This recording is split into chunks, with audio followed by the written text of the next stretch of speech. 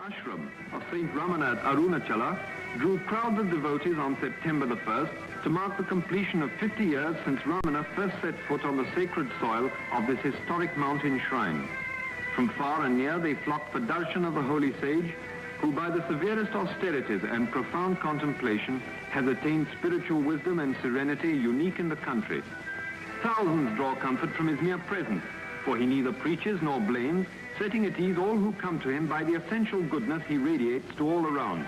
A good man in a troubled world.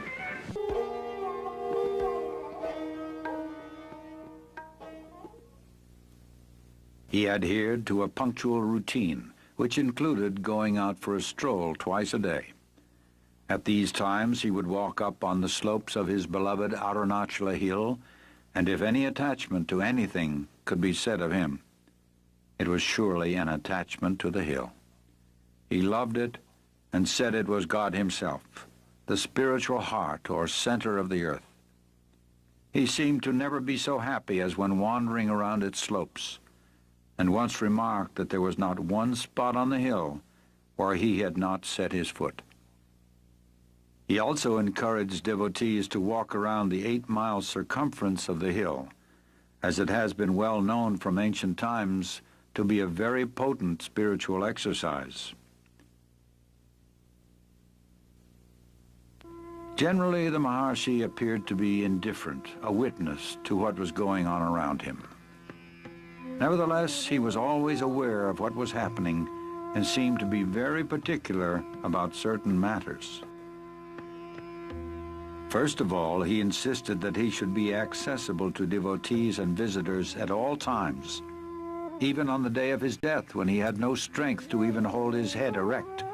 He asserted that devotees should not be prevented from seeing him. He was also very keen that visitors should be fed immediately upon their arrival, and food should be well cooked and nutritious. He participated and supervised meal preparations for many years. The Maharshi was adamant that no preferences should be given to him in way of food or conveniences. If it is good for me, it must be good for all, he would say when some special food preparation or medicine was offered him. He would then make the attendants distribute the item to everyone present before he would take it himself.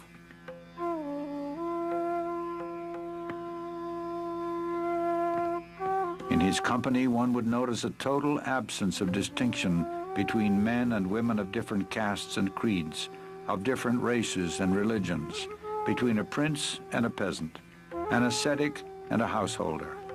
His equality extended far beyond human beings and embraced even plants and animals.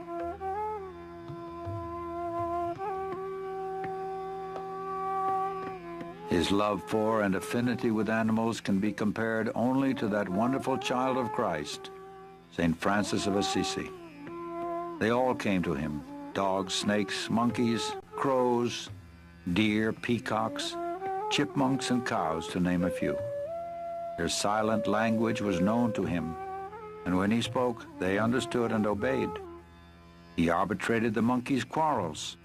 He has been known to speak to the wild leopards and cobras, and the whole animal kingdom accepted him as their guardian and defender. All felt his grace and acted with intelligence in his presence. He considered every living creature as equal, and those who came to him deserved an equal share to the land and resources of Ramanashramam. He often mentioned that this was their territory all along, and we humans have just come and occupied it. If they could speak, they would claim their rights as well. Besides this, he maintained that every creature, from man down to the smallest insect, was an equal manifestation of the Supreme Self, the imperishable One. And even an animal can progress spiritually and on rare occasions attain liberation. This was demonstrated in the life of the cow Lakshmi. For over 20 years she lived in the ashram and exhibited a rare devotion to Bhagavan and intelligence in all matters.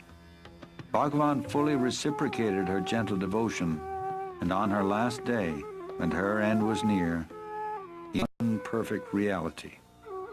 He often said that the true teaching was in silence, but this does not mean verbal expositions also were not given. And although he authorized many different methods of spiritual practice, he, however, laid the greatest emphasis on the path of self-inquiry. The first and foremost of all thoughts that arise in the mind is the primal I thought. It is only after the rise or origin of the I thought that innumerable other thoughts arise. Search by means of a deeply introverted mind wherefrom this I arises. If we go inward questing for the source of the I topples down, and immediately another entity will reveal itself proclaiming I. Even though it also emerges saying I, it does not connote the ego, but the one perfect existence.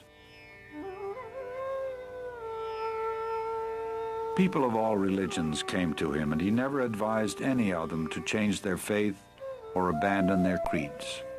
He answered all their questions patiently, but in the end brought them round to the self. Know who you are, then all else will be known, he would say. To a question put to him about happiness, he replied, happiness is your real nature. You identify yourself with the body and mind, feel its limitations, and suffer. Realize your true self in order to open the store of unalloyed happiness. That true self is the reality, the supreme truth, which is the self of all the world you now see, the self of all the selves, the one real, the supreme, the eternal self, as distinct from the ego or the bodily idea for the self.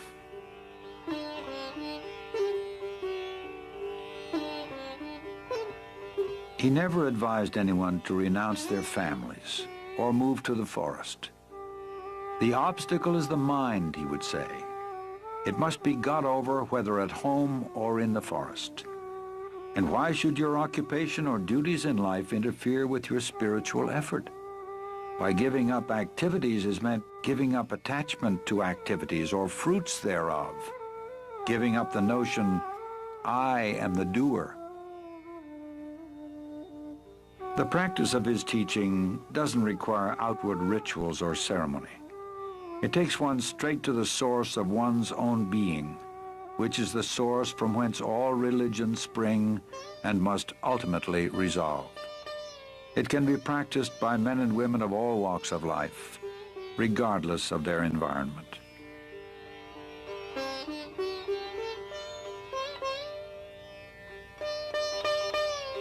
The Maharshi lived what he taught. In fact, his life was the most perfect demonstration of the supreme state of self-realization. And although he was fixed in the permanent state of pure awareness, his body was subject to the laws of nature. In time, it became afflicted with rheumatism and weakened with age. Early in 1949, a small nodule appeared below the elbow of his left arm. It was surgically removed. It later reappeared and was diagnosed as a malignant tumor, which inch by inch ate up the flesh of his left arm, poisoned his blood, and finally rang down the curtain on a life of immaculate purity and grace. Throughout his final year, there appeared to be terrible suffering, but the Maharshi never complained. He seemed to be indifferent alike to the existence or non-existence of the body, being almost unaware of it. Devotees, seeing his gradual weakening and ominous symptoms, expressed their agony at his impending departure. He simply told them that they attached too much importance to the body, indicating that his influence was not limited to the diseased body they saw before him. When on April 13, 1950, a physician brought him some special medicine, he refused it, saying, "It is not necessary. Everything will come right within 2 days."